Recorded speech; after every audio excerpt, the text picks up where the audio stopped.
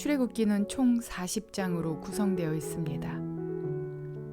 제사장 나라 거룩한 백성이 되게 하기 위해서 하나님께서 이스라엘 백성을 구속하십니다. 모세의 인도하에 400년 애굽 생활에서의 탈출과 신의 광야에서의 언약과 생활의 내용을 기록하고 있는 것이 출애굽기입니다. 1장에서 18장까지는 모세를 부르심과 애굽에서의 탈출 사건을 기록하고 있다면 19장에서 40장은 시내 산에서 하나님과 이스라엘의 언약이 체결되고 성막에 관한 내용이 나와 있습니다.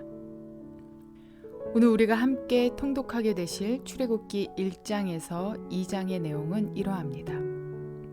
창세기가 원역사와 4명의 족장을 중심으로 한 족장사를 기록하고 있다면 출애굽기는 아브라함의 후손인 이스라엘 민족을 중심으로 한 민족사를 기록하고 있습니다.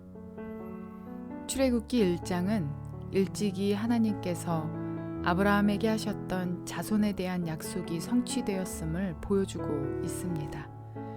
그러나 요셉을 모르는 새 왕이 이스라엘 백성의 이 같은 번성을 두려워하면서 이스라엘 백성에게서 거주지 이전의 자유와 직업 선택의 자유를 박탈하고 이스라엘 백성들을 노예화하였습니다. 급기야는 히브리 여인이 아이를 낳을 때 남자아이일 경우에는 산파들로 하여금 죽이도록 명령합니다. 그러나 한편 하나님께서는 그들의 고통을 보시고 출애굽을 준비하십니다. 남다른 출생과 성장을 거친 한 사람이 준비되는데 그가 바로 모세입니다. 하나님께서는 그를 통해 출애굽이라는 놀라운 사건을 준비하시는데요. 이러한 내용들을 기억하셔서 통독에 도움이 되시기를 바랍니다.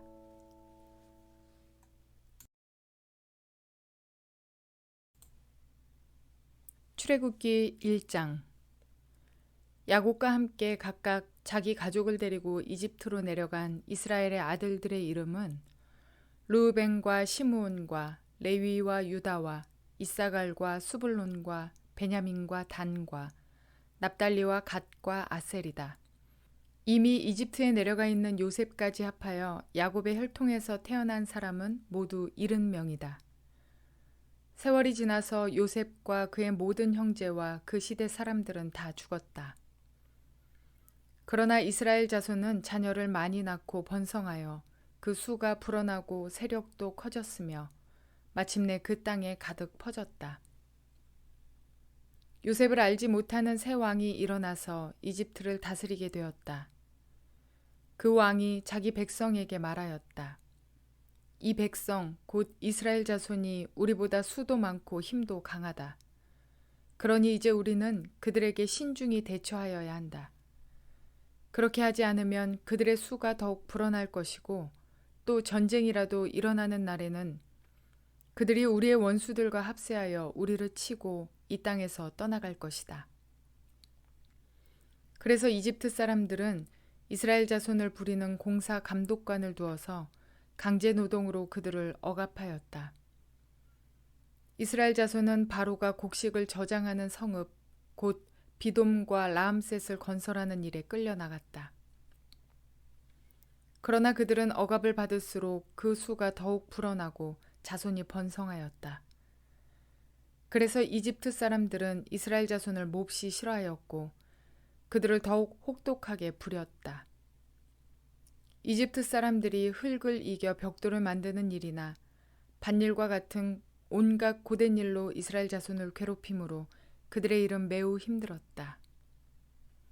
한편 이집트 왕은 시브라와 부하라고 하는 히브리 산파들에게 이렇게 말하였다. 너희는 히브리 여인이 아이 낳는 것을 도와줄 때에 잘 살펴서 낳은 아기가 아들이거든 죽이고 딸이거든 살려두어라. 그러나 산파들은 하나님을 두려워하였으므로 이집트 왕이 그들에게 명령한 대로 하지 않고 남자아이들을 살려두었다. 이집트 왕이 산파들을 불러들여 그들을 꾸짖었다. 어찌하여 이를 이렇게 하였느냐? 어찌하여 남자아이들을 살려두었느냐? 산파들이 바로에게 대답하였다. 히브리 여인들은 이집트 여인들과 같지 않습니다. 그들은 기운이 좋아서 산파가 그들에게 이르기도 전에 아기를 낳아버립니다. 그래서 하나님이 산파들에게 은혜를 베풀어 주셨으며 이스라엘 백성은 크게 불어났고 매우 강해졌다. 하나님은 산파들이 하나님을 두려워하는 것을 보시고 그들의 집안을 번성하게 하셨다. 마침내 바로는 모든 백성에게 명령을 내렸다. 갓 태어난 히브리 남자아이는 모두 강물에 던지고 여자아이들만 살려두어라.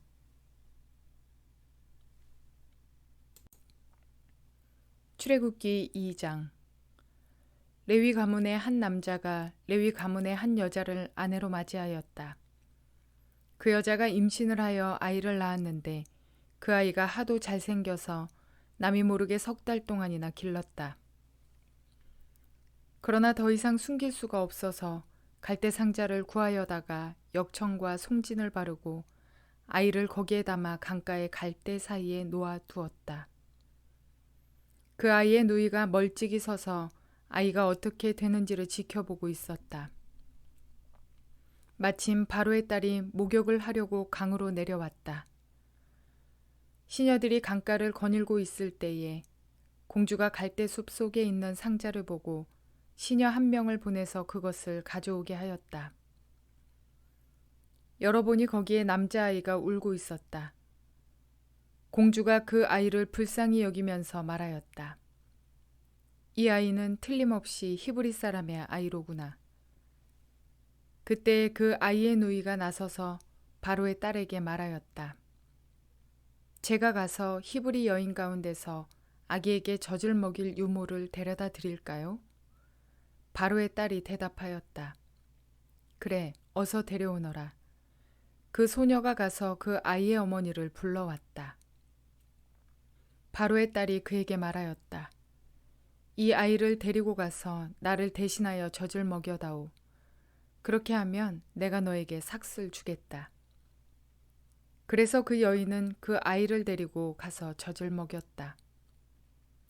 그 아이가 다 자란 다음에 그 여인이 그 아이를 바로의 딸에게 데려다 주니 공주는 아이를 양자로 삼았다. 공주는 내가 그를 물에서 건졌다 하면서 그의 이름을 모세라고 지었다. 세월이 지나 모세가 어른이 되었다. 어느 날 그는 왕궁 바깥으로 나가 동족에게로 갔다가 그들이 고되게 노동하는 것을 보았다. 그때 그는 동족인 히브리 사람이 이집트 사람에게 매를 맞는 것을 보고 좌우로 살펴서 사람이 없는 것을 확인하고 그 이집트 사람을 쳐 죽여서 모래 속에 묻어버렸다. 이튿날 그가 다시 나가서 보니 히브리 사람 둘이 서로 싸우고 있었다. 그래서 그는 잘못한 사람에게 말하였다. 당신은 왜 동족을 때리오? 그러자 그 사람은 대들었다. 누가 당신을 우리의 지도자와 재판관으로 세웠단 말이오. 당신이 이집트 사람을 죽이더니 이제는 나도 죽일 작정이오. 모세는 일이 탄로난 것을 알고 두려워하였다. 바로가 이 일을 전하여 듣고 모세를 죽이려고 찾았다. 모세는 바로를 피하여 미디안 땅으로 도망쳐서 거기에서 머물렀다. 어느 날 그가 우물가에 앉아 있을 때이다. 미디안 제사장에게 7딸이 있었는데 그 딸들이 그리로 와서 물을 길어 구유에 부으며 아버지의 양떼에게 물을 먹이려고 하였다. 그런데 목자들이 나타나서 그들을 쫓아버렸다. 그래서 모세가 일어나서 그 딸들을 도와 양떼에게 물을 먹였다. 그들이 아버지 르우엘에게 돌아갔을 때에 아버지가 그들에게 물었다. 너희가 오늘은 어떻게 이렇게 일찍 돌아왔느냐? 그들이 대답하였다.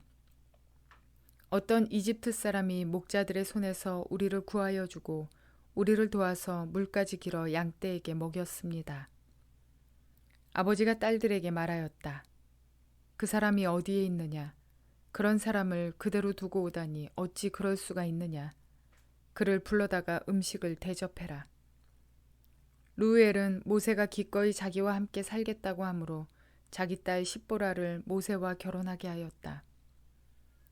십보라가 아들을 낳으니 모세는 내가 낯선 땅에서 나그네가 되었구나 하면서 아들의 이름을 게르솜이라고 지었다. 세월이 많이 흘러서 이집트의 왕이 죽었다. 이스라엘 자손이 고된 일 때문에 탄식하며 부르짖으니 고된 일 때문에 부르짖는 소리가 하나님께 이르렀다. 하나님이 그들의 탄식하는 소리를 들으시고 아브라함과 이삭과 야곱에게 세우신 언약을 기억하시고 이스라엘 자손의 종살이를 보시고 그들의 처지를 생각하셨다.